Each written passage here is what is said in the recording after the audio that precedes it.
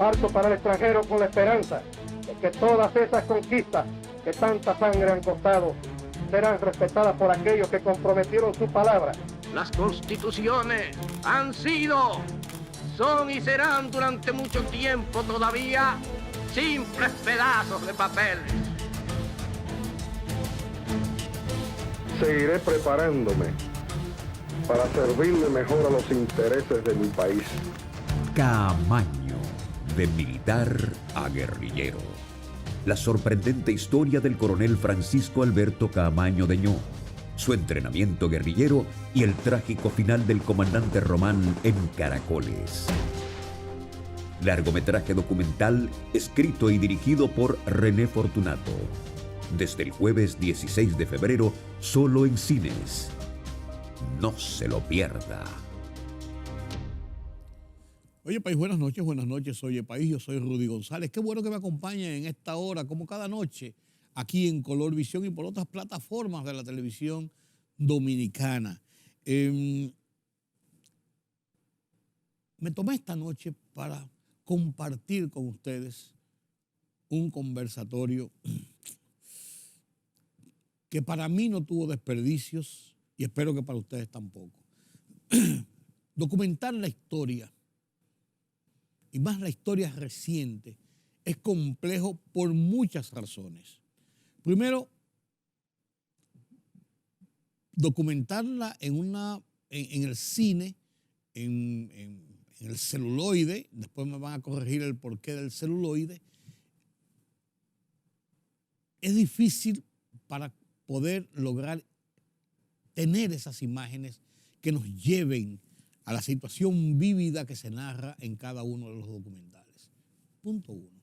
Punto dos, porque en la historia reciente de República Dominicana, a partir de los finales de la dictadura de Trujillo y hasta el presente, muchos actores están vivos y hay todavía muchos periquitos,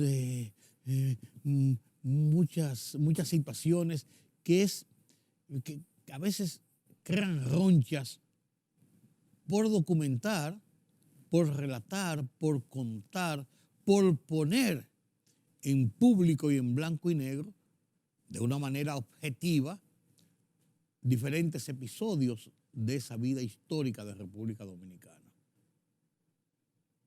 Lograrlo es una heroicidad y hacerlo es una valentía.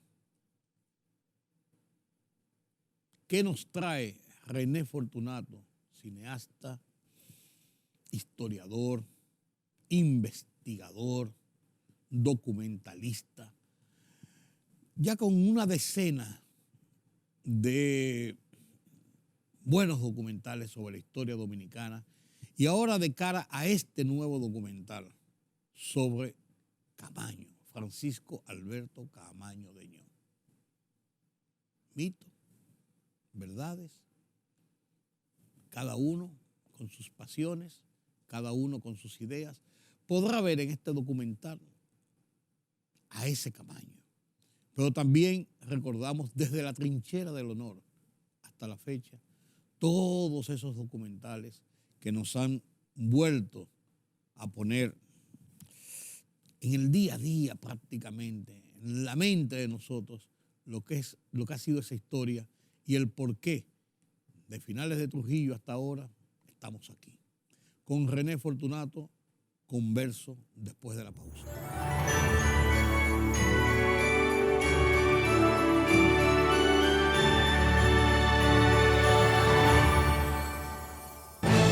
La libertad solo reside en los estados en los que el pueblo tiene el poder absoluto. Por el respeto a los valores democráticos y la dignidad del pueblo dominicano, El Rumbo de la Tarde, plural, objetivo, comprometido siempre con la verdad. Con Georgie Rodríguez, Rudy González, Diulca Pérez y Ramón Colombo. Los poderosos ya están en el aire.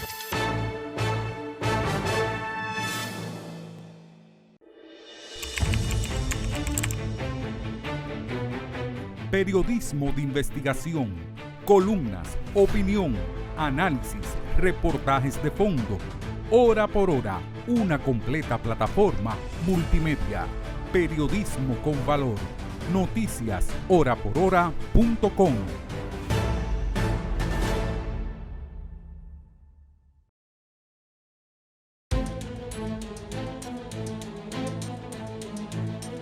Parto para el extranjero con la esperanza de que todas esas conquistas que tanta sangre han costado serán respetadas por aquellos que comprometieron su palabra.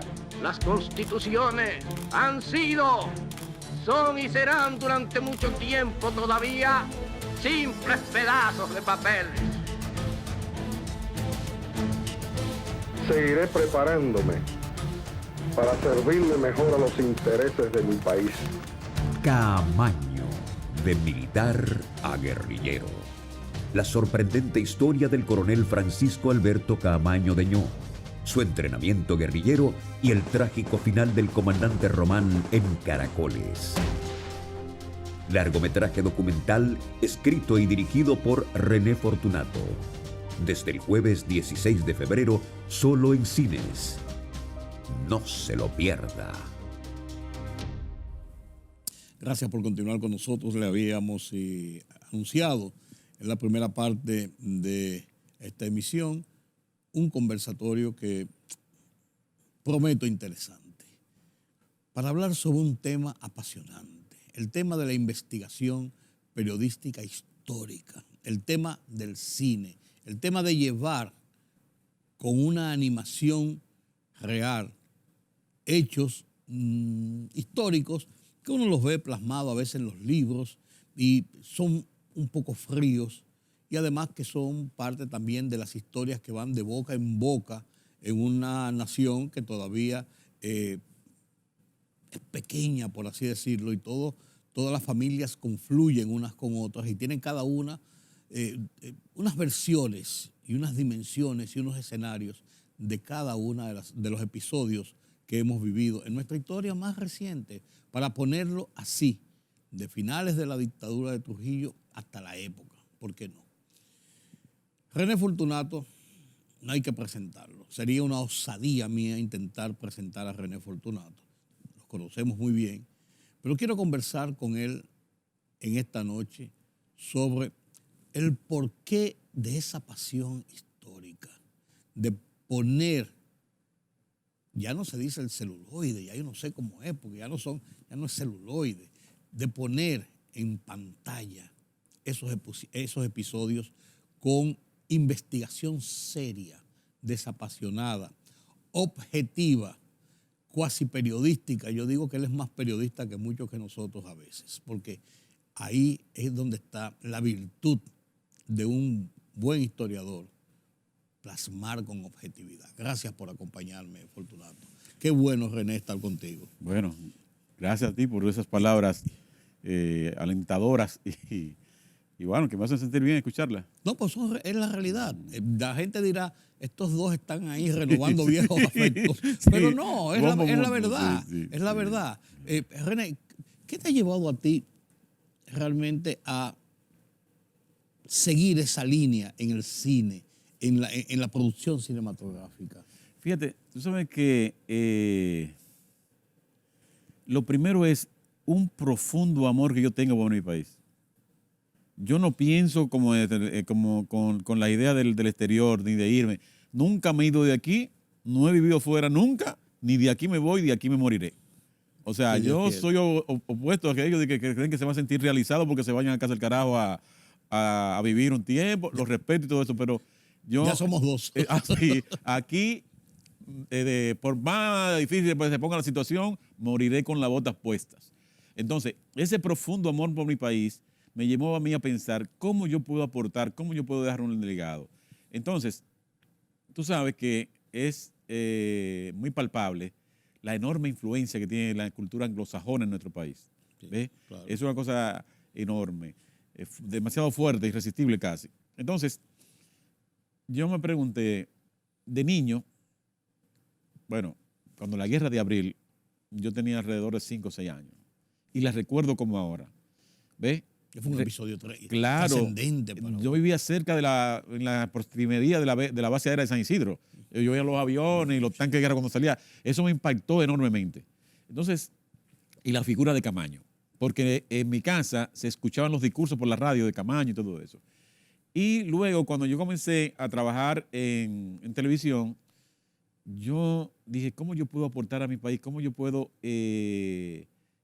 revivir, o sea, hacer vigente esos acontecimientos históricos que en mi cabeza estaban dispersos? Porque escuchaba mucha, sabes que aquí hay mucha historia de oída. A ti dicen, no, porque yo estuve en la guerra y tuve el comando tal, y no, que yo no pasé por ahí. Hay más comandantes que soldados. Definitivamente. Y héroes y todo eso. Entonces yo dije, yo voy a reconstruir la guerra de abril como yo creo que, o sea, como yo quiero saber, o sea, me movió una curiosidad.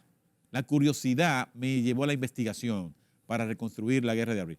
¿Por qué menciono la guerra de abril? Porque fue con ese que comencé. Y entonces, en esa investigación. Trinchera de honor. La trinchera del honor. Sucede que en ese proceso de investigación me di cuenta, que la nacionalidad se sostiene sobre tres factores, tres columnas fundamentales, que son el territorio, la lengua y la historia en común.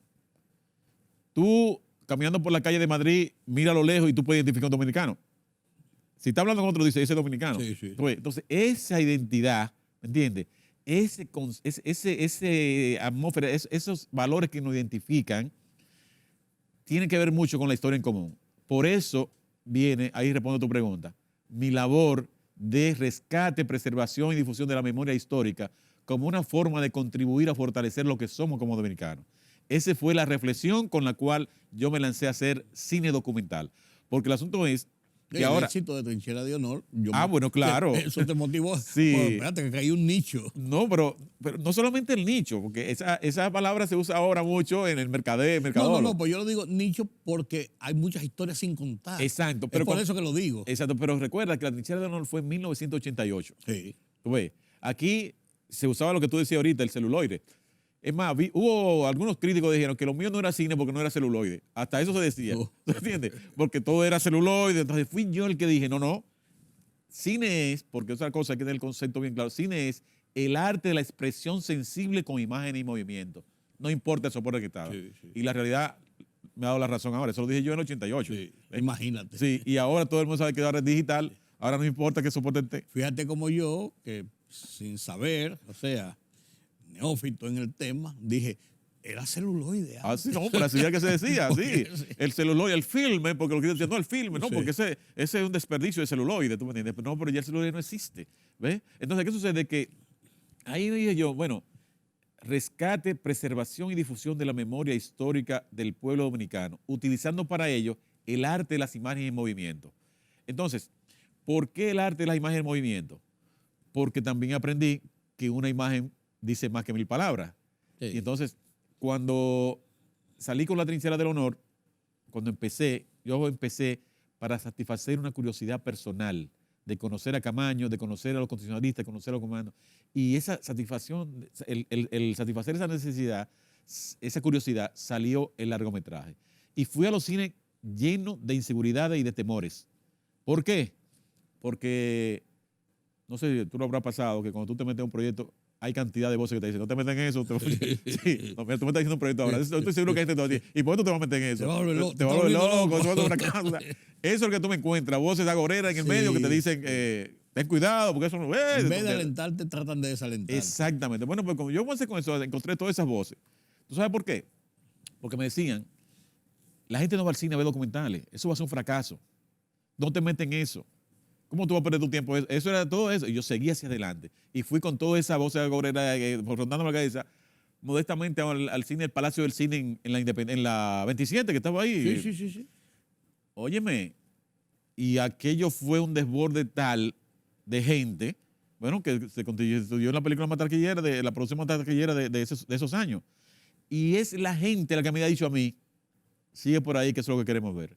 Entonces, el éxito de la Trinchera del Honor, la gente que lo vio y lo elogió, y cuando yo salí a la calle, así, ¿cuándo va a ser la otra? Y la otra, y la otra.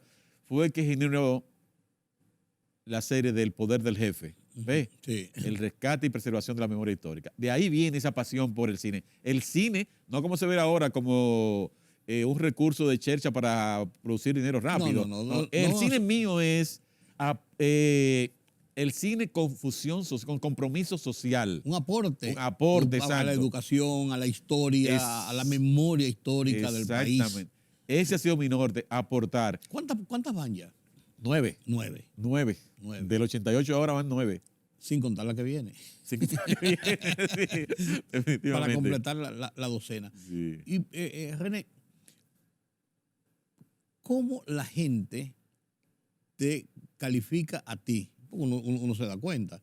Y yo me atrevo a hacerte la pregunta, ¿cómo la gente te califica a ti por este tipo de películas? Porque la gente, o de documentales, perdón. Porque la gente dice, no, fulano de tal, porque esta es una línea y él tiene unos conceptos ideológicos o tal cosa. La gente te ve con esos calificativos, con esas estigmaciones, o la gente te ve simplemente como el investigador. ¿Cómo tú lo sientes? Mira lo que sucede. Nuestro país está dando primeros pasos en el cine. Aquí hay mucho desconocimiento de lo que es el cine. De hecho, si tú haces una pequeña encuesta entre las personas que están haciendo películas acá, te vas a dar cuenta que cada uno tiene un concepto diferente de lo que es el cine. Es más, hay algunos que ni lo tienen. Porque de hecho, es importante señalar lo que piensan es que 2 y 2 deben dar 4. Exactamente. O 5. Déjame adelantarte. Hacer películas no es lo mismo que hacer cine. ¿Ves? No, claro. Entonces aquí hay mucha gente haciendo películas que no están haciendo cine. ¿Ves? Entonces, dentro de esa atmósfera también hay gente escribiendo que nunca han leído un libro de cine. Y tú te das cuenta cuando lo lees. Tú dices, le faltan leer. Entonces, dentro de esa atmósfera empiezan a decirte, no, que lee esto, que lee lo otro, que lo otro. A mí me dicen que soy documentalista, que soy investigador, que soy periodista. Entonces, la definición correcta de lo que yo hago es la siguiente. Yo soy un realizador cinematográfico especializado en cine documental. ¿Ves? Que empecé mi carrera en 1982 públicamente, pero yo empecé antes, yo empecé en el 79 en productora fílmica dominicana con Eduardo Palmer. Eduardo Palmer, claro. Sí, Claudio. Aquel programa Planeta 3. Exactamente, Eduardo, sí. Claro. No, él empezó con un noticiero nacional en Raintel. No, sí, claro, pues yo después, cuando él ya era don Eduardo Palmer. Exacto. Sí. Y no sé, tú ya te a ver el noticiero Panorama Dominicano en los cines. Sí, claro. Cuando uno va a los cines, había un noticiero claro. que eso ha desaparecido en los cines dominicanos. Sí. Entonces, ahí pensé yo en productora fílmica dominicana. Entonces, mucha gente agarra el adjetivo que está a su mano para referir a mí. Sí. Pero yo soy un realizador cinematográfico especializado en cine documental. Y me especialicé en cine documental porque empecé cuando aquí no había industria de cine. Aquí no había ningún incentivo. Es que tú comenzaste siendo un llanero solitario, pero sigue siendo un llanero solitario. Definitivamente. Sí, si nos ponemos a ver en el tiempo, tú ya has hecho un nombre, un camino en tu temática, pero sigue siendo un llanero solitario. Definitivamente. Uno lo dice, bueno, ese proyecto de René y Rudy, o de René con tal cosa, o sea, es René. Claro. Tú eres un llanero solitario. Claro. ¿Tú sabes por qué? No es más complicado y más difícil. No, y me gusta el nombre. Yo era fanático de esa serie. Todos lo fuimos cuando muchachos, claro. Yo era fanático, o sea, el llanero solitario, me encanta. Sí, definitivamente tú tienes razón. Mira, voy a decirlo así. Sí, yo soy un llanero solitario, porque la verdad es, y no porque lo quiera, sino porque la circunstancia y el mismo entorno me han obligado, porque lo primero es que el trabajo mío no es complaciente. ¿Ves? Entonces, por ahí venía lo que te pregunté anteriormente de cómo la gente te califica. Sí, porque mi trabajo mío no es complaciente. Entonces, aquí, esta sociedad, algunos sectores de la sociedad son muy intolerantes. O sea, si tu familia tiene un expediente X y tú se lo mencionas, ya creen que tú lo estás atacando. Sí. No te lo estoy atacando, tú estás en ese expediente. Sí. Pues, hubo un señor, cuyo nombre me voy a reservar, porque que en uno de los de Trujillo aparece él vinculado a uno de los crímenes de Trujillo. Oye, me fue a la fiscalía por una querella contra mí porque cuando él está en su casa cenando, va el hijo que vio la película y dice, pero papi, yo no sabía que tú estabas vinculado al crimen ese de ¿cómo se llama? El que desapareció en Nueva York. De Galíndez. De Galíndez. Jesús de Galíndez. Oye, parece que él le había dado una historia, una versión a su hijo de eso. Y el hombre se incomodó conmigo normalmente que fue a poner una querella, pero no pasó de ahí. Porque cuando le sacamos los expedientes, digo, lo mejor es que usted le diga a su hijo la verdad. Porque lo metieron en ese expediente. Exacto. Dígaselo en su forma. Exactamente. Pero dígaselo. Exacto. Y así me ha pasado con otra gente que tienen versiones a sus hijos, ¿ve? De su rol en la dictadura, porque ahora nadie era trujillista. O sea, ahora todo el mundo era antitrujillista, que lo cuando. Y formaba parte de una conspiración Exacto. y de un grupo. Y yo me daba cuenta. Entonces, cuando el documental mío salen esas pancartas y salen toda esta gente, la gente se queda así. Y entonces no me lo agradece. Yo no hago por maldad ni nada. Yo no hago ni por fuñir el pardo. Eso es documentos históricos. Sí, es la objetividad de la historia. Es la Claro. objetividad de la historia. Y muchas cosas yo le he sabido, yo le he sacado, le he puesto, sin saber que estaban vivos. Después que yo he sacado, que digo, pero fulano está vivo. ¿Sabes que ese es uno de los problemas de la historia reciente? Cuando hablo de historia reciente, estoy hablando postdictadura, Sí. que es una historia reciente de 60 años. La historia reciente de República Dominicana tiene ese problema. Primero, la sociedad es pequeña, de muchas colindancias entre familias, entre amigos, entre vecinos, entre compueblanos. Y entonces todavía hay muchos remanentes vivos de la época de la dictadura, de la postdictadura, y mucha gente que se resienten cuando los mencionan. ¿Eso no ha sido un problema para ti en ocasiones? Mira que sí. Bueno, Ahora que tú refieres a ese caso. sí, no, yo creo que sí, pero lo que pasa es que el poder se expresa, el poder se expresa con acciones, no se expresa con palabras. Por ejemplo, imagina que yo fuera un funcionario, digo, un agente de poder y tú fueras con un proyecto ante mí, tú ves, y me dice, no, pero Rudy te habló un expediente, un reportaje que él hizo cuando estaba en última hora y hizo un reportaje que te afectó a tu familia. Ah, es de él.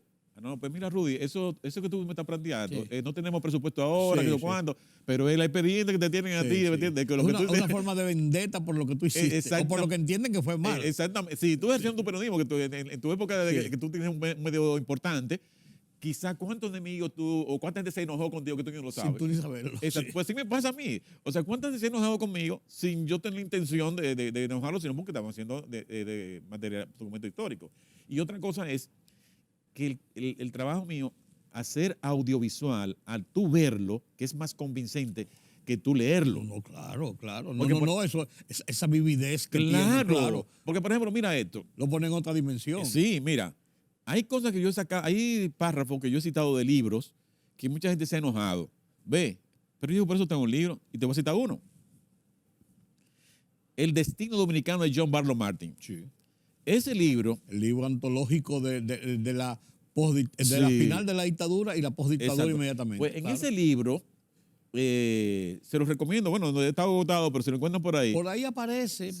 Hay unas reediciones nuevas. Ajá, Sí. Bueno, pues en ese libro hay un capítulo que se titula Santiago, la ciudadela de la oligarquía. Oye, ven, Santiago, la ciudadela de la oligarquía. Primero que decirle ciudadela a Sí, los santiagueros exacto. es una ofensa. Pero en ese capítulo, él enumera las familias poderosas de Santiago que han influido en este país, Lo cual es verdad. de lo cual, y que han determinado el destino de muchas cosas. ¿No entiendes? Es verdad. Entonces tú lo dices aquí, lo sacan los negros y dicen los nombres y se enojan contigo. Sí. Pero tengo un libro, un informe de un ex embajador, de los Estados Unidos. Claro, claro. ¿Tú ves? Cosas como esas, porque a la gente le gusta como que tú Sea complaciente. seas complaciente. Entonces, ese es el Y problema mío. la historia no puede ser complaciente. Claro. Y entonces, Tú puedes sobreactuar una situación y perfilarla más o menos, pero la historia es la historia. El hecho es el hecho. Claro. El claro. episodio es el episodio. Y también, entonces, en el caso de los documentales míos, tengo que darle estructura dramática. Para darle estructura dramática y no serlo aburrido, tengo que utilizar una expresión de un dramaturgo inglés que dijo que drama es todo aquello que conversamos en nuestras habitaciones y no nos atrevemos a decir en público. Y así fue la descripción de drama. Eso es hasta dramática. Sí. Por así decirlo, hasta dramática Claro. la frase. Sí. Todo aquello que conversamos en nuestras habitaciones y no nos atrevemos a decir en público. ¿Tú ves? Oye, ¿cuánto? Sí. Profundo. Entonces yo trato de hacer eso. Sí. De muchas cosas que, como están en los libros, por ejemplo, o que tú y yo podamos conversar. ¿Por qué lo no digo? llevarlo? ¿Por qué no decirlo? Ahora, si se molesta, que se moleste, ¿me entiendes? Entonces, ese es el problema mío y lo estoy pagando ahora. Lo estoy pagando con creces. ¿Y cómo? Te digo un ejemplo. Yo tengo más de 5 años por tratar de conseguir financiamiento para mi próxima película, una película sobre la era de Trujillo. Tú ves, una película que yo me he fajado a hacer, o sea, a preparar ese proyecto con todos los detalles, con todos los requisitos, tengo todos los permisos de cine y he tocado puertas sin compasión. Mira a ver si he conseguido nada. Te duelen los puños. Sí, ¿verdad? exacto, me duelen los puños. Pero yo espero que aparezca uno que sea consciente y diga, bueno, sí, vamos a... Te voy a hacer una pregunta directamente con eso. ¿Qué cuesta, por así decirlo? Una idea, para yo ponerlo dentro del contexto. Y te lo estoy preguntando porque no lo sé. ¿Qué cuesta hacer un documental de esa forma? En todo el Motivado. proceso porque Como que yo hago, ¿eh? Sí, el proceso de investigación vale tanto o más, quizás no es un asunto material por el tiempo que hay que dedicarle, dejar de hacer otras cosas para profundizar en eso, buscar documentaciones, que aquí muchas veces adolecemos de encontrar buenas documentaciones y documentaciones reales. Y después de eso todo el proceso de producción y ponerlo en escena. Mira, esa pregunta que tú me has hecho, eso es un reto. Yo he dicho varias veces que si a mí me pagaran para hacer lo que yo hago, quizás yo no hiciera. No, porque ahí tiene que haber una parte de pasión, claro, la pasión por el claro. oficio. Además de satisfacción del Exactamente, porque yo no lo hago por la pasión que tengo por el oficio, por mi país, por lo que hago. Pero te voy a dar una idea. Mira, primero, voy a tomar el caso de Trujillo, que hice 3, y que de lo cual yo no conocía nada. Lo primero que yo hago es una bibliografía, reunir la bibliografía del periodo, todo el que escribió y todo lo que ha escrito de ese periodo. Por ejemplo, cuando yo empecé con Trujillo, que dije, bueno, son 30 años, yo no voy a meter 30 años en 90 minutos, yo voy a hacer 3 partes. Pero empecé primero con una de prueba, que fue del 16 al 37, el periodo menos conocido de la era de Trujillo. Sí. Entonces, en ese momento, yo viajé a Estados Unidos, viajé al archivo del Congreso de Estados Unidos, estoy hablando a principios de los 90, que cuando se empezaba la informática. En la sesión de asuntos latinoamericanos de la Biblioteca del Congreso, yo le dije a la persona que me atendió allí, yo quiero que me hagan un printer de la bibliografía que tienen del dictador dominicano Rafael Leónidas Trujillo. Digo, espérese un momentito. El tipo le dio a uno una tecla ahí, digo, agarre ahí, pan, y le dio a imprimir. Empezó a salir una cosa. Nosotros estamos aquí en la Pedro Enrique Ureña, que llegamos sobre la 27. Sin agarrar. Oye, sí. ¿Y para qué yo dije que me lo imprimía? Así mismo. Oye, me dieron un listado de textos sobre Trujillo, que yo en la Biblioteca del Congreso, sin exagerar, de aquí a la 27, una cosa así, digo, entonces, cuando me sacaron todo eso, hice yo, bueno, déjame conseguir delimitarme lo que es del 16 de constitución hasta el 37, ese pedazo. Entonces, después que agarré ese pedazo, sacar todas las que eran del Partido Dominicano, porque en la era de Trujillo se publicó una enorme cantidad de libros y textos, el Partido Dominicano, que era la parte política era promoción, de la dictadura, sí, exacto. Claro. Y entonces, cuando hago eso, luego que hago eso, entonces yo hago un primer borrador sobre la información y los datos que tengo ahí. Bueno, paralelo a la bibliografía, entonces consulto las publicaciones periódicas. ¿Ves? Porque en la bibliografía te refieren a hechos y acontecimientos que tienen que estar registrados en los periódicos. Entonces voy a los periódicos, fíjate dónde va la cosa, ¿verdad? Entonces se puede ir a los periódicos y a las publicaciones periódicas como revistas y todo eso. Entonces voy a entrevistas con sobrevivientes. ¿Ves? A entrevistas. Entonces, después que tengo todo eso, entonces sale mi primer borrador. Después de mi primer borrador, entonces lo vuelvo a reviso, lo consulto con alguna gente y entonces llamo al locutor y empiezo a armar. Perdón. Antes de llamar al locutor, empieza entonces la otra investigación que es de la más interesante. La imagen que va a soportar eso. Claro. Porque una de las características. Que en una época, de esa época es mucho más difícil. Claro. Entonces, que una cosa importante señalar en los trabajos míos, que en los trabajos míos, en los documentales míos, no hay testimonio de personas opinando. Yo sí he visto, porque yo me planteé reconstrucción de la época con imagen y sonido de la época. Reconstrucción histórica con imagen y sonido de la época. Por eso tiene doble valor. Porque ahí tú ves las modas, ves los carros, ves la gestualidad de la gente. Tú ves. Y entonces también comprendí que cuando tú pones a una persona en una entrevista. Muy subjetivo. Además de subjetivo, tiene un índice de rechazo. Todos tenemos un índice de rechazo. Sí. Tú te vas a poner. Y ahí viene lo que yo te decía ahorita. La calificación. Este es por esto, este es por esto. Exactamente. Entonces yo desde el principio. Y eso hasta validez le quita en cierto modo. Claro, por eso una de las razones por las cuales yo pongo gente opinando en mi trabajo es esa. El índice de rechazo y además que fortalece mi postura de que las imágenes son más enriquecedoras y aportan más. Entonces, en ese proceso empiezo yo a indagar en archivos dominicanos e internacionales donde hay imágenes que se correspondan con el texto que ya yo he planteado. Entonces, porque muchas personas algunas veces o algunas personas empiezan a buscar imágenes, me podría utilizar, entonces se vuelven locos porque hay demasiadas imágenes. Uno tiene que delimitar periodo y sobre el periodo entonces buscar imágenes de ese periodo. ¿Y qué tú quieres de lo que tú vas a plantear específicamente esas imágenes? Te doy un ejemplo. en buscando sobre la última parte de la dictadura de Trujillo, buscando imágenes, encontré yo cantidad de imágenes posteriores a la muerte de Trujillo. Y entonces, ¿qué yo hacía? Yo la guardaba ahí. Yo encontré ahí de los 12 años, cantidad de cosas. Entonces, cuando yo me embarqué en la violencia del poder, ya yo tenía una parte sin saber, ¿verdad? Porque la pasión mía original... Que te iba quedando ahí para poder usarla después. Exactamente. Porque combinaba con esa parte. Claro, y entonces como yo vengo investigando y me manejo tantas imágenes, por ejemplo, en este trabajo de ahora, podemos trabajar el de antes, podemos trabajar... Sí. Este de ahora, de Camaño, Sí. ha sido uno de los retos más grandes de mi carrera. Pues yo quiero hablar de eso Ahorita. en detalles, de ese tema de lo de Camaño. De Camaño, sí. Porque, Dime. Dime.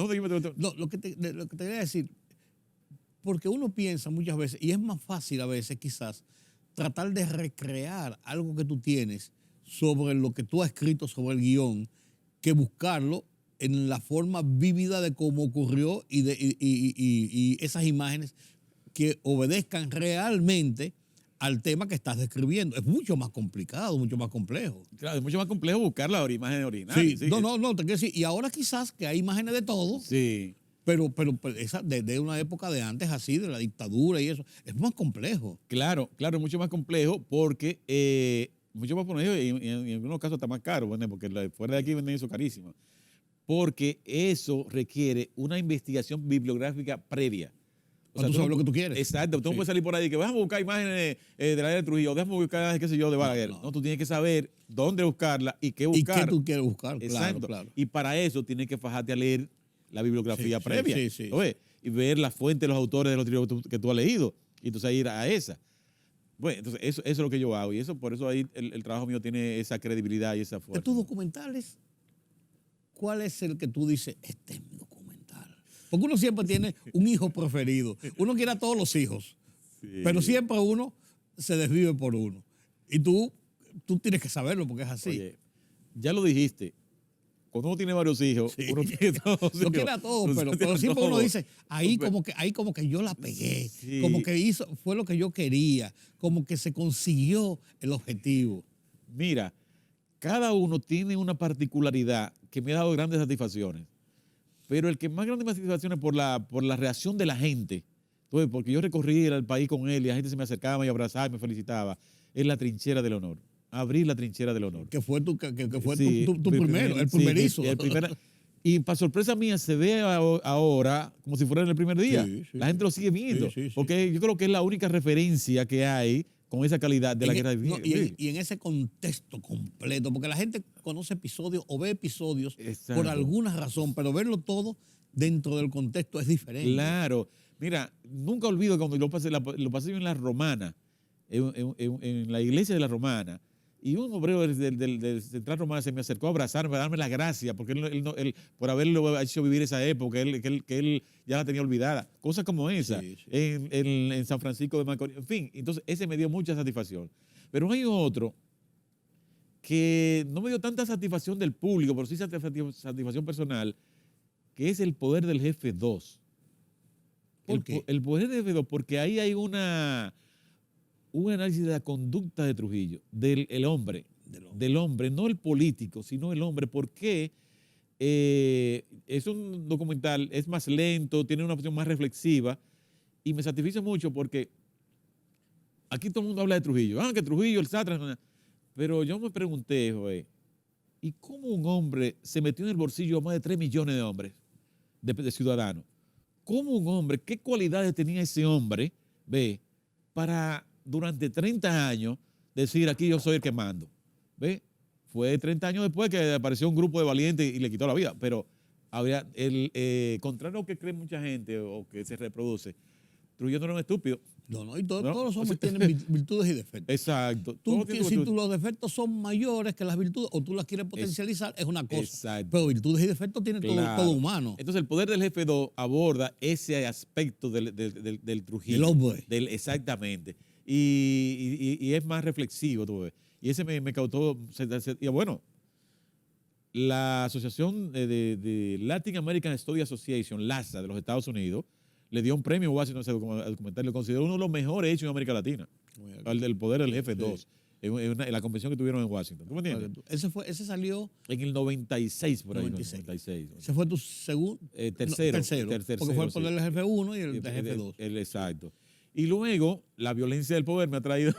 Bueno, algunos encontronazos. Algunos encontronazos, porque que el problema del Balaguer es que tiene una fuerza política que lo sigue todavía. Sí. Y entonces las demás fuerzas tienen cuidado de no enojarlo para no restarse votos. Lo que yo te decía, que uno de los problemas que hay en una sociedad tan pequeña y de tanta colindancia, como se dice, es que todavía hay muchas personas, muchos remanentes, muchos estamentos de la sociedad que o aceptan o no aceptan, críticas o no críticas, o lo ven o exagerado, o lo ven por hacerle un daño. Entonces, es un poco hasta peligroso. Peligroso no por lo físico, sino de meterse a veces en eso. Y hay que ser, y me permito decírtelo, hay que ser valiente para uno poder decir, bueno, esto es lo que hay, esto es lo que va. Exacto. Yo, en ese sentido, aprendí de muy muchacho un adagio popular que mucha gente conoce, que dice, yo nací desnudo y tengo ropa. Yo nací desnudo y tengo ropa. O sea, yo no tengo nada que perder. Ya mis hijos están adultos, ya no tengo nada. No, tienes algo que perder, tu nombre. Bueno, porque eso nunca uno se resigna a perderlo. Sí, claro. Su nombre y su honor. Definitivamente. Y eso sí he tratado de cuidarlo, por eso se me hace muy difícil ser complaciente en mi trabajo. René, permíteme una pausa en este punto y a la vuelta yo quiero conversar sobre dos temas así rápidos. Primero, este último documental que ya tú tienes para el principio del mes de 2023 y tu visión sobre el cine dominicano, con virtudes y defectos. Permíteme la pausa y ustedes también, permítanme la pausa, converso con René Fortunato sobre algo que nos apasiona, bueno, a mí por lo menos, el cine, la historia, ver las cosas no como uno las cree, sino como son realmente. Volvemos en breve.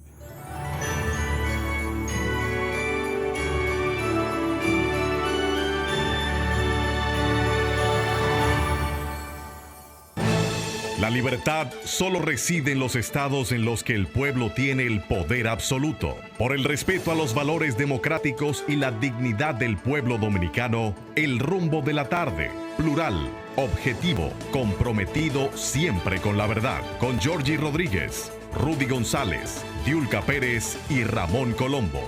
Los poderosos ya están en el aire.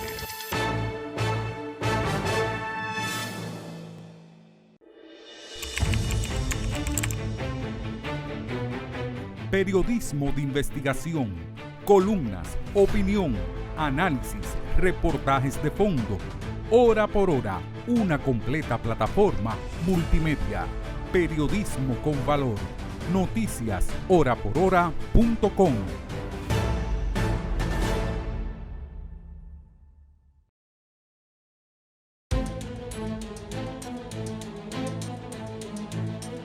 Parto para el extranjero con la esperanza de que todas esas conquistas que tanta sangre han costado serán respetadas por aquellos que comprometieron su palabra.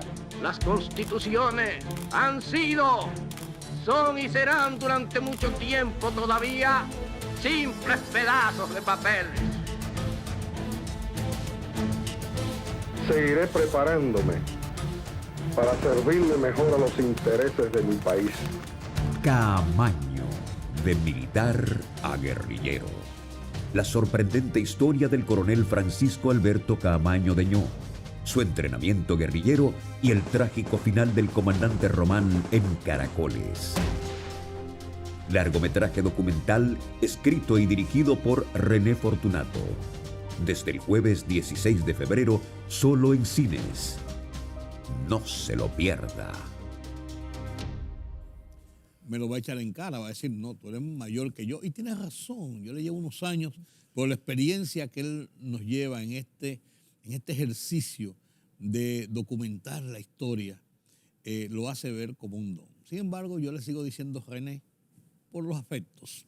René, gracias por estar con nosotros. Converso con René Fortunato sobre cine, sobre documentales, sobre la historia, sobre la realidad de nuestro país. Y te embarcaste en este último proyecto y ya lo estás anunciando. Sí. Esto de Camaño. Y me decías en la primera parte que conversábamos que uno de tus ídolos, eso se lo pongo yo, es Camaño, y que eso precisamente te llevó a comenzar a documentar la historia de la República Dominicana a partir de la dictadura y hacia aquí. Esa visión que tú tenías sobre este hombre, sobre Camaño de Ño, Francisco Alberto Camaño de Ño. Y ahora haces un documental sobre él, específicamente después de tu éxito de La Trinchera del Honor, que Camaño era uno de los protagonistas, Sí. Porque fue uno de los héroes de la revuelta. ¿Qué te llevó a ti a hacer este documental y dónde están los puntos fuertes de este documental? Porque todo narrativa de la historia tiene puntos débiles y puntos fuertes, porque hay puntos donde es difícil entrar y es difícil plasmar en la forma como tú lo haces documental e histórico, rigurosamente histórico, cuando tú tienes una visión y quieres proyectar algo. Yo no sé si lo estoy diciendo bien, yo estoy tratando de interpretarte, pero tiene que haber puntos fuertes y puntos débiles. ¿Qué te llevó a esto y cuáles fueron esos puntos? Pues mira, te decía que ciertamente este es uno de los grandes retos de mi carrera, este documental. Bueno, primero, ¿qué me llevó? Cuando te comentaba que La Trinchera del Honor me dejó grandes satisfacciones, yo acaricié la idea de hacer una segunda parte de La Trinchera del Honor. Ok. O sea, esa idea de, bueno, hay que hacer una... Pero ¿qué sucede? Que una segunda parte implicaba el Camaño después de la guerra. Entonces... es otra historia. Es que era otra historia. Bueno, años después, bueno, durante esos años estuve acariciando la idea, pero ¿qué sucede? Que Camaño vivió 5 años en Cuba. Entonces, ahí vino el primer gran obstáculo. Casi sin que nadie supiera, Sí, clandestinamente, sí. Vivió 5 años en Cuba. Entonces, ese fue mi gran primer obstáculo para abordar ese trabajo antes. Entonces, ¿qué sucede? Pasado el tiempo, yo tenía eso ahí como en background. O sea, la idea de un documental como Camaño estaba desde que terminé La Trinchera del Honor. Pero estaba como esos proyectos que uno tiene ahí, tú ves, cuando uno... Acariciándolo. Acariciándolo ahí. Entonces, ¿por qué me decido ahora? Bueno, ahora con la ley de cine, yo aspiraba tenía la aspiración de conseguir un estímulo fiscal y hacer este documental, ya que no... Ya hice una película de ficción, La Patricia, El Regreso del Sueño, Sí. y entonces me iba a empezar con otra que se llama, bueno, sobre la era de Trujillo.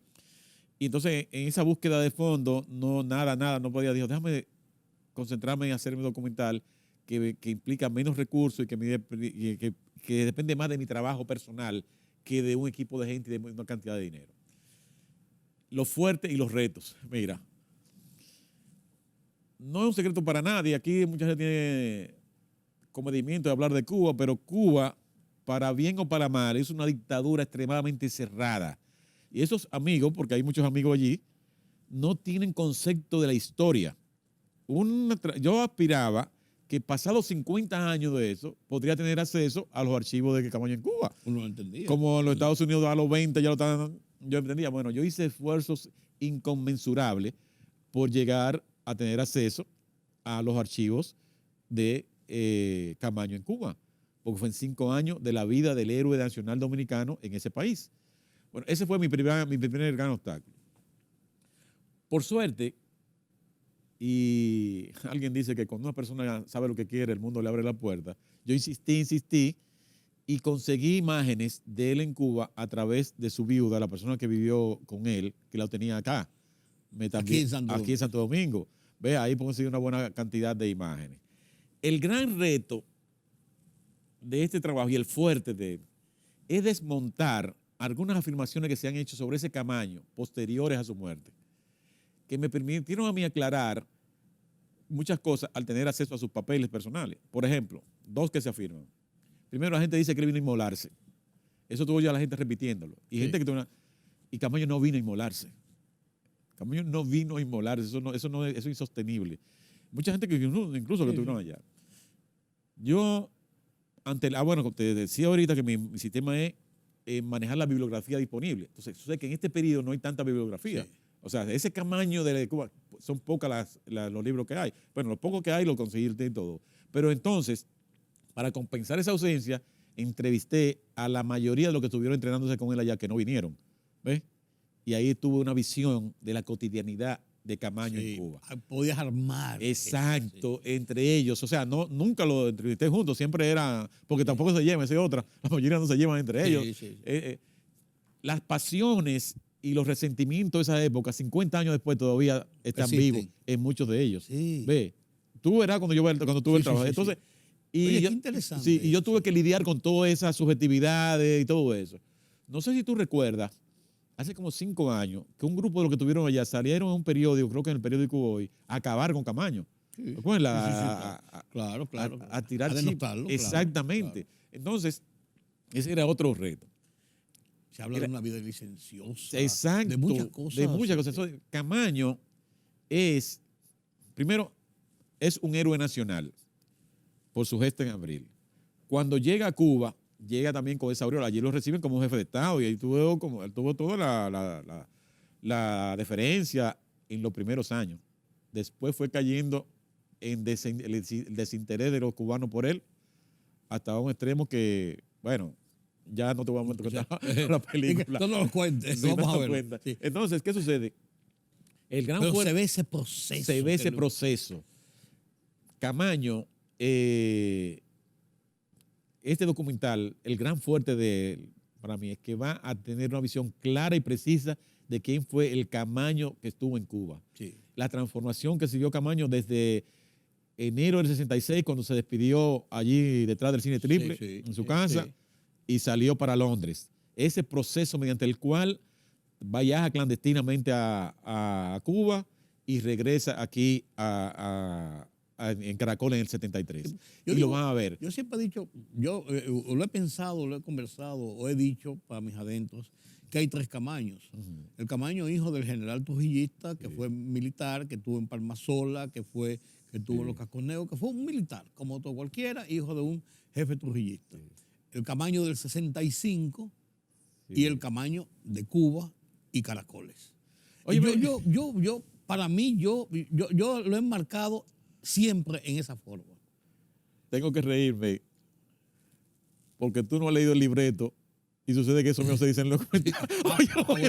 Óyeme, no lo ha leído, él no lo ha leído, pero lo que vean en el documental, él no me lo ha dicho. No, o sea, porque no habíamos hablado de eso. No, eso lo estoy diciendo, justamente así mismo está dicho en el documental. Yo me quedo otro día estupefacto porque tú nunca te has invitado a verlo. No, ni hemos hablado de este tema. No, pues mira, eso que tú dices, de esos 3 Camaños, justamente así mismo está mostrado en el documental.